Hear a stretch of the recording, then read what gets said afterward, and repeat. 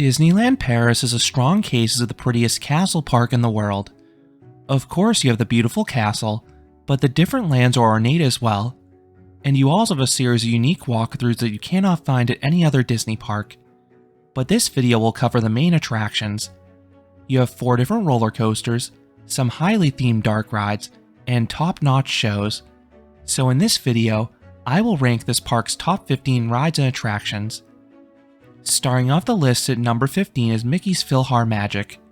This is a fun 3D show featuring several popular songs from animated Disney films.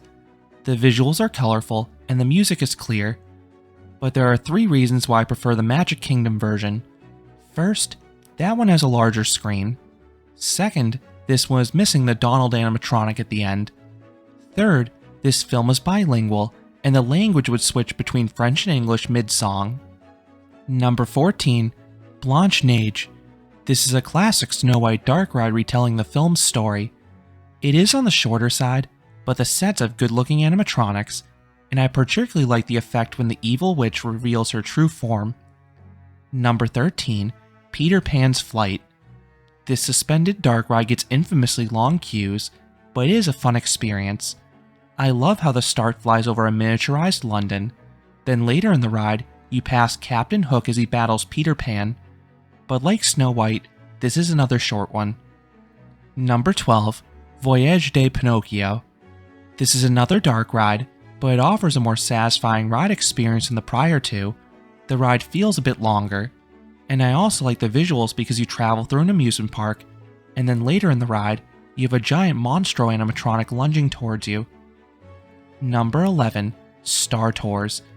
This is an enjoyable motion simulator. It's a turbulent adventure past familiar Star Wars scenes, and there's a lot of re-ride value because it's random which planets you'll get. And as you'd expect from Disney, the visuals are crisp and clear. Number 10, Indiana Jones at Le Temple du Péril. This is a small intimate coaster, but it is well themed as you travel around a temple. This keeps the layout relatively hidden both on and off ride.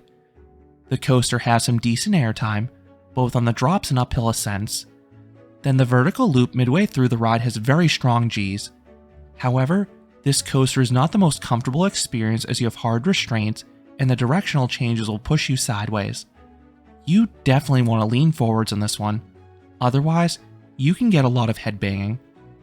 Number 9, It's a Small World.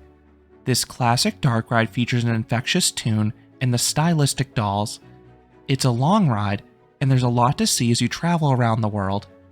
This one does not have as many Disney characters as the California version, but sharp-eyed riders may spot 1 or 2 characters throughout. Number 8, Buzz Lightyear Astro Blast. This is a shooting dark ride very similar to the versions in the US. This one thankfully has the non-mounted guns like California, and there are plenty of physical targets to fire at.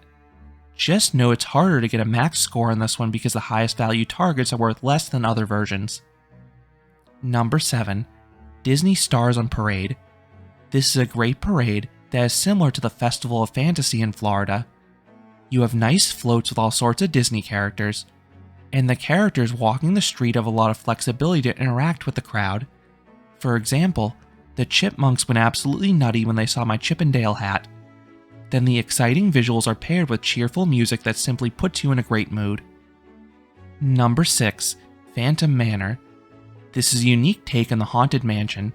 The backstory is tied into Big Thunder Mountain, and it's centered around a wedding that went horribly wrong. Many scenes are similar to Haunted Mansion. You have the delightfully creepy atmosphere and ghouls, just with upgraded lighting. But the finale differs by traveling through a western town with some fantastic set pieces. This ties it all together with Frontierland. Number 5, Disney Dreams and Disney Delight.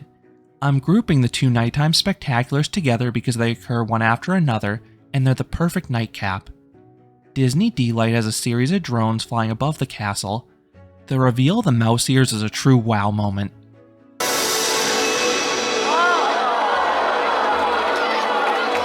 Then the shooting star effect later in the show is mesmerizing to watch. Then the main fireworks show is a visual spectacle between the projection mapping on the castle and the pyrotechnics in the air. And this is, of course, paired with music perfectly synchronized to what you're seeing. Number 4. Lion King Rhythm of the Pride Lands. This is a wonderful stage show. 3/4 of the songs are straight from the film, but a few were created specifically for this show. The vocals are spectacular. Just note the entire production is in English, not French.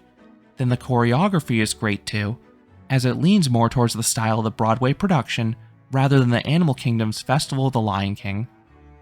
Number 3. Pirates of the Caribbean. This is the best of the classic Pirates rides for a few reasons. 1. The sets are better lit. This makes it easier to appreciate the details, and there's a lot of animatronics and physical sets as you float through the town. 2nd, the sequencing is better. The scenes are in a different order, making it feel fresher, and I like how you have 2 drops, one at the start and another at the end to serve as a nice climax. Number 2. Big Thunder Mountain. This is a strong case as the world's best mine train coaster. Most of the ride feels similar to the other Big Thunders as you wind around a beautiful rocky mountain, and there are some sneaky drops giving solid pops of airtime, particularly if you're in the back car. But what makes this one unique is the start and finish. Since the ride is located on an island, you have these long underground tunnels to go in between the station and main layout. The final one in particular is an incredible sense of speed, and it serves as a grand finale you don't get on the other Big Thunders. See my review for more, but this is probably the crowd favorite at this park. And coming in at number 1 is Star Wars Hyperspace Mountain. This is the most intense coaster Disney has ever created, and I really like it. Unlike the other space mountains that are sit-down coasters focused on drops and turns, this is a launched looping coaster. The experience starts with an exciting uphill launch. It is very theatric because you're inside a cannon, and has surprising punch because of the incline. Then the indoor section has some very forceful elements, including some turns early in the ride and the initial Sidewinder inversion. Then the theming works for me. The dark starfield gives a good sense of speed. You also have some well-timed screen effects, especially on the corkscrew because you rotate around the TIE fighters. Then there's onboard audio as icing on the cake. The ride is a bit shaky, but fortunately, it was retrofit with Vekoma's vest restraints in recent years to eliminate headbanging. See my review for more, but this is a must for thrill seekers. So those are the top 15 rides and attractions at Disneyland Paris. Are the 2 main coasters your favorites as well? Let me know down in the comments. If you enjoyed this countdown, I would appreciate it if you gave this video a like, and you consider subscribing, because there'll be a lot more roller coaster amusement park videos here at Canopy Coaster. Thanks for watching.